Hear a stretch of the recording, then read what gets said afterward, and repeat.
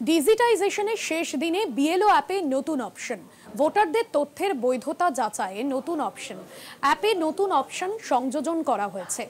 অ্যাপে ইতিমধ্যেই যে নতুন অপশন সংযোজন করা হয়েছে এবং যেখানে ডিজিটাইজেশনের শেষ দিনে নতুন অপশন আসছে অ্যাপে। আর এই নতুন অ্যাপের যে অপশন এসছে, যে সংযোজন করা হয়েছে, বিএলও অ্যাপে নতুন অপশন সংযোজন করা হয়েছে, যা নিয়ে ডিজিটাইজেশনের শেষ দিনে ভোটারদের তথ্যের বৈধতা যাচাইয়ে নতুন অপশন।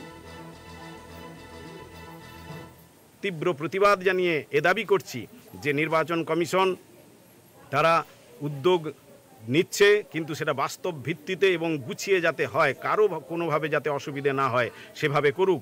সময় বাড়িয়ে দরকার হলে প্রয়োজনে তার সুষ্ঠুভাবে কাজটা সম্পন্ন হোক, এ দাবি আমরা তুলে ধরছি। দেখুন, আমরা প্রতিদিন যেমন যেমন কাজ দিচ্ছে ইসিআই, আমরা করছি সেই কাজগুলো। বিভিন্ন মানসিক চাপ দেওয়া হচ্ছে, তারপরেও অনেক সমস্যার আমাদেরকে সম্মুখীন হতে হচ্ছে। বারবার রোল ব্যাক করানোর জন্য আমরা রিকোয়েস্ট জানাচ্ছি এই আরও সুপারভাইজারকে। আমরা রোল ব্যাক করে করে আবার কাজটা কিন্তু কমপ্লিট করছি।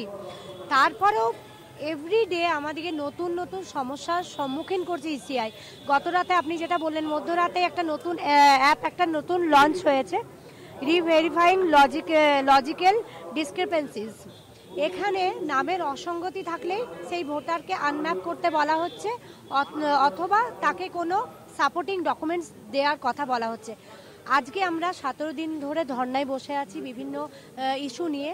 আজকে বিএলওদের ওপর যেভাবে মানসিক একটা চাপের প্রভাবে বিএলওদের মৃত্যু ঘটছে, আত্মহত্যার মতো এরকম একটা গুরুতর পরিস্থিতির শিকার হতে হচ্ছে বিএলওদের, সেই জন্যই আজকে আমরা বিক্ষোভ আন্দোলনটা চালাচ্ছি।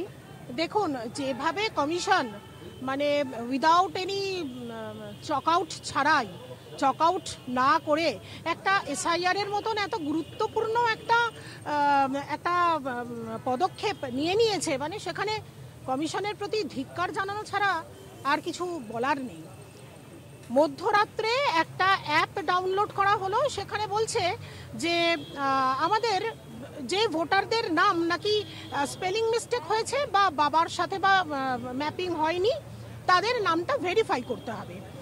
আজকে তো ডেডলাইন, আজকে শেষ। সকালবেলায় কোনো পার্টে 20% টোটাল ভোটারের, কারুর 30%, 32% থেকে শুরু করে 50% পর্যন্ত ভোটারদের নাম এসছে এই তালিকায়, যেখানে বলা হচ্ছে যে ভেরিফাই করুন বাড়ি বাড়ি গিয়ে এবং তাদের উপযুক্ত নথি কালেক্ট করে সেটাকে আপলোড করে যাচাই করুন যে এই মানুষগুলি অথেন্টিক কিনা। তাহলে এই কাজটা যদি করতেই হতো, আচ্ছা ঠিক আছে, মানলাম যে একটা স্পেলিং মিস্টেক হয়েছে, একটা ভেরিফাই করে নিলাম, ভালো কথা।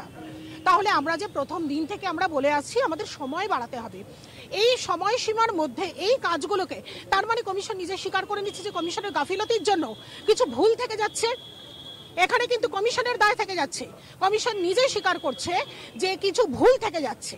তো এই ভুলগুলো ঠিক করার জন্য কেন আমাদের উপযুক্ত সময় দেওয়া হলো না, এটাই বারবার আমাদের দাবি ছিল সেই প্রথম দিন থেকে, যে কেন আমাদের উপযুক্ত সময়সীমা দেওয়া হলো না এই কাজটাকে সঠিকভাবে নির্ভুলভাবে করার জন্য।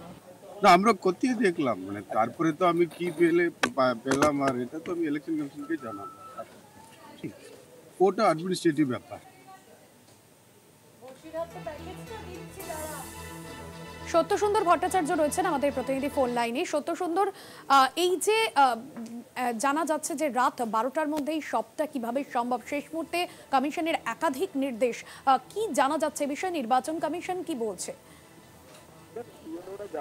কিন্তু তারা সংশয় রয়েছেন যে তারাই নির্দিষ্ট সময়ের মধ্যে তারা কিভাবে এই ডিজিটাইজেশনের কাজ সম্পূর্ণ করবেন। তার কারণ গতকাল রাতেই যে অ্যাপে তাদের যে নতুন একটি অপশন সংযোজন করা হয়েছে, সেখানে কিন্তু রিচেকিং এর কথা বলা হয়েছে এবং ইতিমধ্যেই নির্বাচন কমিশনের তরফে যে তালিকা পাঠানো হয়েছে পর্যবেক্ষকদের কাছে, সেখানে কিন্তু প্রায় গোটা রাজ্যের প্রায় 13 লক্ষেরও বেশি মানুষের সেক্ষেত্রে তাদের তথ্য, যে সমস্ত তথ্য এনুমারেশন ফর্মে তারা জমা দিয়েছেন, সেই তথ্য যাচাইয়ের কথা বলা হয়েছে।